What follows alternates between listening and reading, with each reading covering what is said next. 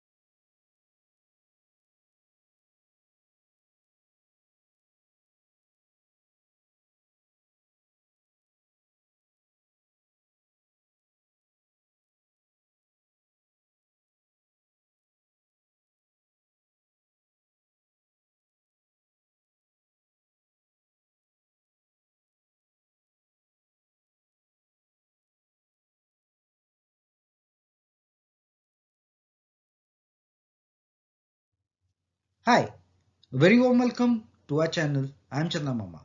Today in this episode we are going to see Dr. Basu's Profession, a story published from Gokulam magazine. So let's move towards the story. You will come to my show, won't you, Daddy? Asked Kalpana. No excuses this time. Kalpana's father, Dr. Basu, was a very busy man. He was an excellent doctor and often got called away from his home on emergencies. Kalpana was his only daughter. She was nearly 14 years old. Today was a big day for Kalpana. She was going to give a dance performance tonight. So many people would come to watch her. She was very excited. She wanted both of her parents to be there. Nothing will keep me away, sweetheart, replied Dr. Basu. He looked rather tired this morning. There had been a call late night and the busy doctor had returned only in the early hours of the morning. I am going to rest today. I'll be right on time for the show. I can hardly wait, said the doctor. You always say that, Daddy. I know you mean well, but it's awfully important for me that you come, said Kalpana. I know that, Kalpana. I'll come, said her father reassuringly. Kalpana was really fond of her father, but very often she was very angry with him. He could not spend much time with her. It was difficult for her to accept the demands of his profession. He had never attended any of her programs in school. Only her mother would be in the audience. Even when she had got the best student prize last year, she looked for him in vain. The seat next to her mother would always be empty. Kalpana set off for the auditorium bright and early. She had to get ready for the show. Before she left, she ran to where her father sat, relaxing with a book for once. Don't forget, Daddy, I'll be waiting for you, she said. I'll be there, darling. All the best, said the doctor. The doctor had just come in after waving goodbye to Kalpana and her mother when the phone rang. Dr. Basu's heart sank. He hoped it was not another emergency. He could never explain this to Kalpana. Dr. Basu, there has been an accident, the doctor sighed. I'll be there shortly, he said. Kalpana stuck her head around the red velvet curtains. It's nearly 6:30, Mummy. Why isn't he here yet? she asked. I don't know, Kalpana, but asking me over and over again isn't going to help. Pull yourself together at once, said Mrs. Basu sharply. Stop peeping through the curtains like that. People have begun to arrive. Go into the green room and help your friends get ready. Kalpana reluctantly went back to the green room. Why hadn't the father come now? She was so angry with him. After all, he had promised. She choked back her tears. The show was about to start. She could not smear her face now. The applause was deafening. Everyone had watched, told Kalpana that she had danced beautifully, but Kalpana did not look pleased at all. At the end of the show, she had noted that the seat next to her mother was empty. She could scarcely contain her disappointment. It was quite late when Kalpana and her mother drove home. Kalpana was openly crying now. They were speeding along smoothly when suddenly they heard a terrible crash. Shouts and screams rent the air. There was a grinding sound of the metal. They turned a corner and saw what had happened. A bus tried to rush across unmanned railway crossing and had been hit by a train. It was a terrible sight. So many people seemed injured. The screams and the wails grew louder. Kalpana and Mrs. Basu got out of the car and to see in case if they could help. Within a few minutes, however, they heard the sirens of approaching police jeeps. An ambulance followed close behind the red light flashing. The railway officials and policemen diverted the traffic. Mrs. Basu and Kalpana had to get back in their car and leave. But neither Kalpana nor her mother could ever forget what they had seen. I wish I could help those people, Mummy, said Kalpana. I wish I was a doctor and knew how to help them. Did you see that small baby? It was so awful. I felt so helpless. Yes, Kalpana, it's a wonderful thing to be able to help people. Being a doctor is a wonderful thing, but poor doctors, they have a bad time sometimes. A doctor's family always resents his work, replied Mrs. Basu. Even you don't like it when your father neglects you, isn't it? Kalpana was silent, her eyebrows closed in a frown. She seemed lost in the thought. Mrs. Basu smiled. When Dr. Basu drove home, it was nearly 1 o'clock in the morning. He was exhausted. He was also terribly sorry to have missed Kalpana's program. He was sure that he had never forgive him. When he turned into his lane, he was rather surprised to see the lights on. The door opened and Kalpana ran out sobbing. Dr. Basu got out of his car and ran to her. She threw her arms around her father. Don't cry, Kalpana. I'm terribly sorry, you see. No, Daddy. I'm the one who is sorry. I never realized that you were so noble. Kalpana hugged her father and told him that all she had seen. I didn't understand before, Daddy, but I'm grown up now. I'll never put myself before your patients again, she said patiently. I think you are the best daddy in the world. Dr. Basu laughed. I'm glad you think so, sweetheart. I love you a great deal. His face grew grave. I am happy you are so sensitive to the sufferings of the humanity, Kalpana. Perhaps you can serve them some day. There is so much suffering in the world, but you don't have to be a doctor to help others, darling. Kalpana truly listened to her father for the first time. He was such a wise man. She felt proud of him. She took his arm. Her father realized with a start that they were still outside. With a new understanding between them, the father and daughter disappeared into the house. So this was the story, Dr. Basu's profession, published in the Gokulam magazine for you. Till I come back with a new episode and a new video of a new story. Till then, stay safe, take care, have a safe life. Thank you. In case if you have not liked, subscribed or commented to our channel, do like, share, subscribe and comment in our channel for more updates. Thank you.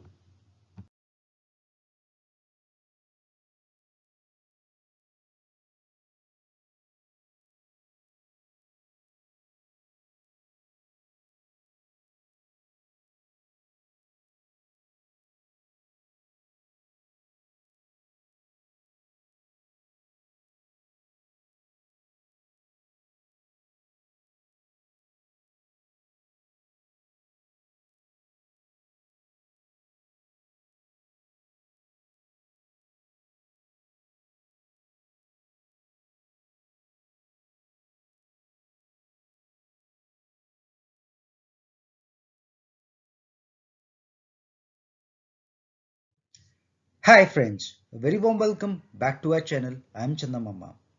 Today, apart from the stories, what we have read, I'm going to take you towards a new amazing fact. What's in a word published in the Gokulam magazine. So let's move towards it. We use words all the time, but each time we use it differently. We use old words in new ways. We shorten words to suit our convenience. We even coin our own words when we cannot find one to express our thoughts. That is why people who have studied language have called it a living organism. A language grows, develops, evolves, and changes all the time. Let us try to find out how some words came into being. The oldest way words were formed was possibly through imitation of other sounds. Words like splash, cluck, click, buzz, pop, bang, chirp, or buzz possibly came into existence because they tried to imitate external noises. This process is called onomatopoeia. When we speak very fast, it's difficult to separate the words from each other. Very often, that stuff becomes that stuff. Science and arts becomes science and darts. Keep sticking become keep sticking. Ice cream becomes.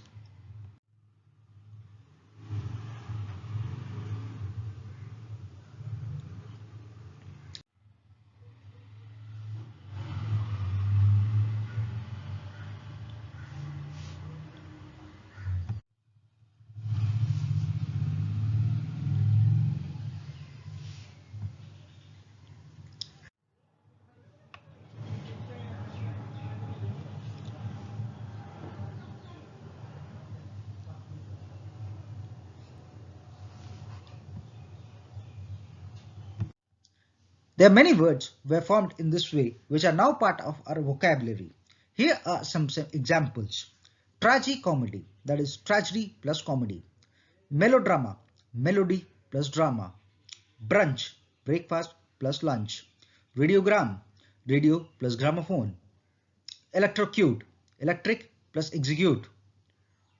Commentum, that is communist plus international. Smoke, smog, that is smoke plus fog. These are but a few. Why don't you try and list all the portmanteau words you know? So this was the what's in a word, an amazing fact of English language for you guys, brought to you by your Chanda Mama. Till I come back with a new episode, with an interesting episode or a story or a comic book. Till then, stay safe and take care. In case if you have not liked, subscribe to our channel, do like, comment, share and subscribe to our channel for more updates. Thank you. This is your Chanda Mama signing off from your channel.